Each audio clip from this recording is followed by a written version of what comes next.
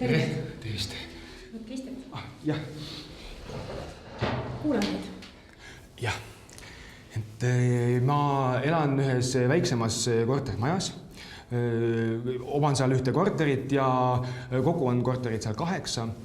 Ja kortermajal on siis tühjalt seisev soojustamata ja amortiseeriv pööning, mida keegi veel kunagi kasutanud ei ole ning mille mina ise võtsin kasutusele ja laiendasin sinna oma korteri.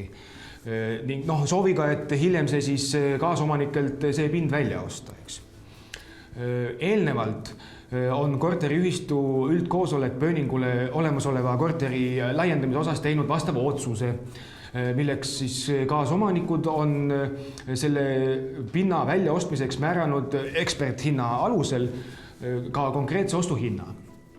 Samuti otsustasid kaasomanikud ühiselt, et hüvitis kaasomandi lõpetamise eest makstaksegi korteriühistule, et seda raha siis kasutada remonttöödeks näiteks.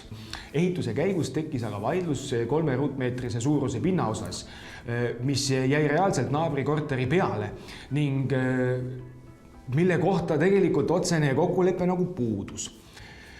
Naabrikorteri omanik ei soovinud ise pööningule laiendada ega ka seda pinda välja osta ja oli põhimõtteliselt vastu, et tema korteri peal selle pinnale laienetakse. Naabrikorteri omanikuga kokkuleppele ma jõudnud ei ole ja ta keeldub endiselt välja ehitatud pööningu pinna osas vastava notariaalse tehingu tegemisest ja soovib, et ma selle laienduse lammutaksin.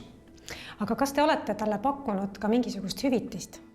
Olen pakkunud kohtuvaidluse vältimiseks rahalist hüvitist talle isiklikult ja seda summas, mis ületab tegelikult eksperthinnangus mainitud summa 2-kordselt. Kuid ta ei ole sellega nõustunud. Mina soovin välja ehitatud pinna ikkagi kaasomanikelt välja osta ja kaasomandi selle pinna osas lõpuks lõpetada. Aga mis teised kaasomanikud sellest asjast arvavad? Ülejäänud kaasomanikud on valmis kokku lepitud tingimustel ja hinnaga kaasomandi lõpetama, sest kõigi huvides on see, et pööning saaks korda, saaks soojustatud ja seda kõike ilma, et me kasutaksime korteriühistu rahasid.